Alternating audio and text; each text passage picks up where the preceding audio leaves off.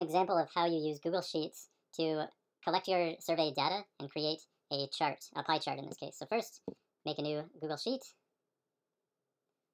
Then you need to create a table where you enter the information. So the first thing I do, I'm going to go to the second row here, and I'm going to put our statement that we asked students for the survey. So it was, I learned something interesting yesterday.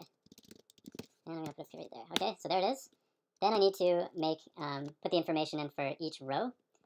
So the first thing was, of your options when you were doing the survey was 1, strongly disagree. Oops, disagree, yeah. Okay, then 2, disagree. Then 3, which was neutral, or kind of indifferent, not yes or no, not agree or disagree. 4, agree. Oops, agree. And 5, strongly no, that was strongly agree. Okay, so now we've got this information in the first row. We've got our 1, 2, 3, 4, 5. Now we need to enter the tally the results. So what people said. So for number 1, we had 7 students who strongly disagreed with the statement. We had 8 students disagree.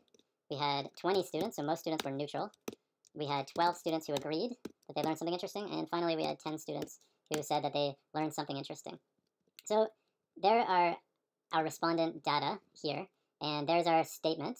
Now we want to create a total, because it's always interesting, just, it's important when we're putting this stuff together to have a total.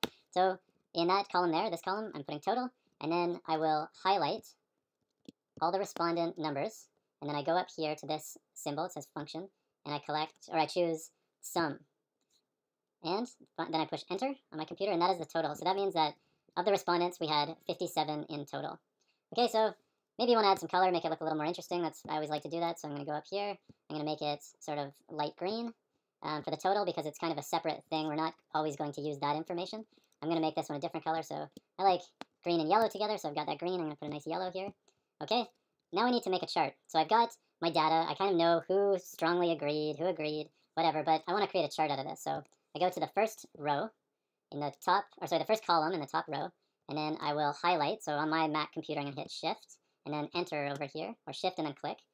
Then I go up here, so this is highlighted now, okay? All that green part is highlighted. I go up here to Insert, go down to Chart.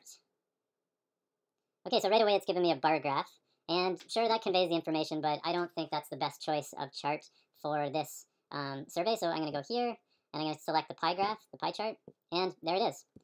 So, voila, that's how you do it. Enter the information, do the total, insert chart, and there you've got a chart here. And if you want to get creative with it, you can double-click on any section, and you can change the color, you can go into fonts and do stuff like that.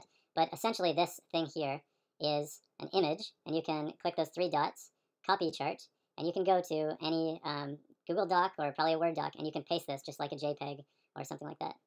That's how you do it.